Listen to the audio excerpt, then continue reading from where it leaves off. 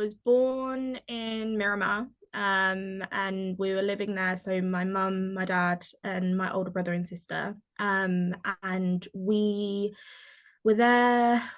I was very young when we moved to the UK. So my mum and dad moved to England to get work and, something new. And whilst they were looking for housing, my siblings and I went and lived with our grandparents up in Napier for a few months before they brought us over once mum and dad had found a house.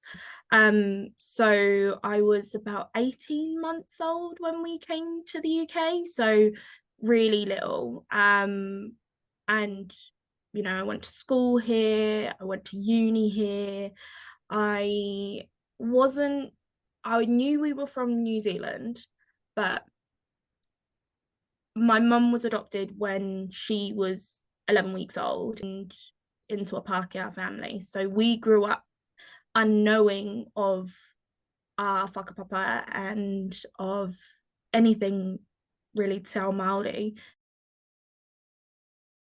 It wasn't until we had a family friend come stay with us, and I would have been maybe 11, 12 when this was happening. We knew we were from New Zealand, but we knew we might be Māori, but we didn't know what that meant at all. They started going to Ngāti Rānana and they were like, you should come along. So I brought my mum and my sister along, and they became quite active members quite quickly to the Autumn Wānanga, which is where I met Kimiora. And us being the same age, we kind of got grouped together and hung out alongside Amy Boswell, meeting all like the kids who have that same background of either being brought up or born in the UK and having that sort of education and culture experience of being British, but also the rich culture that is Te Ao Māori and also like other Pacifica cultures. Like, I don't know how to describe it. It was just right. As a family over the last few years have been kind of trying to explore that a bit more and go through that Whakapapa journey, and we found out sort of who my mum's mum was and who her grandfather was. And his name was Jerry Parkai, and he was in the 28th. I managed to find one of his grandchildren, who happens to be mum's cousin. There is like sort of bio whānau back home that are willing to help us on this journey, but it is still very early days. One of those things that I've wanted to do for a really long time, and especially after university, I was sort of definitely having sort of a loss of identity and who am I, what does, like, because I sort of never really talked about being Māori when I was at uni, and as much as I grew up through club as a teenager, like there was a good 4 or 5 years where I wasn't an active member of club. There was a point where I started coming back to club on my own. I was becoming more active with performances. I was becoming more active on club nights.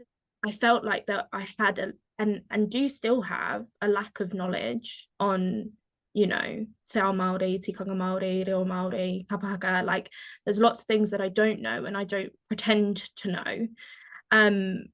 But the fact that there were people in that space telling me that there was a place for me in those roles was really uplifting.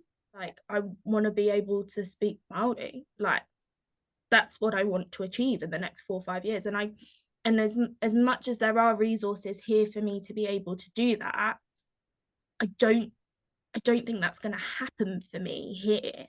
So I want to go home and I want to learn Māori. And that was like the bit where I said it out loud. And I was like, okay, yeah, I've said it out loud now. I want it to happen. And it was all kind of coincidental. It was never planned that the three of us were going to go together. And then we all realized that we'd all applied, we'd all got group interviews. Our group interview was on the same day. And like, it was, okay, we're all doing this and we're all doing it together. And I couldn't think of better people to be doing this with. My expectation that by the end I'll be able to come out fluent. I also kind of expect that I'll be more in tune with Te Ao Māori and tikanga Māori. Like there's things that I do now that I know that are in line with, you know, our tikanga, because it's what I've learned from people that I've met at Ngāti Rānanga. Yeah. And I apply that in my day-to-day life now, but I want it to be unconscious.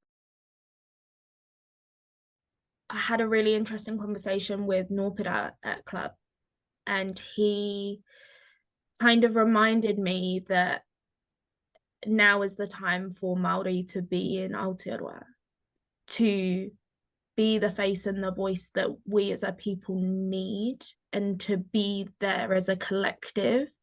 I think it's going to be mentally challenging, both from a learning perspective, but also I think truly understanding what it's like to be Māori in Aotearoa, because we have a luxury here in the UK where being Māori, I think, is actually a bit of a privilege. Like, people love us. They love us. They love our culture. They ask questions. They're curious. They're, you know, enticed by it.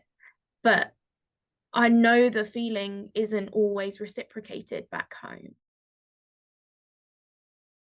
I'm looking forward to not having to feel like I have to impress people every day. Like, I spend so much time in my day worrying about my appearance. I have to do customer service on a daily basis. I do have those moments where I get to just be authentically myself with the people that like really care, but I feel like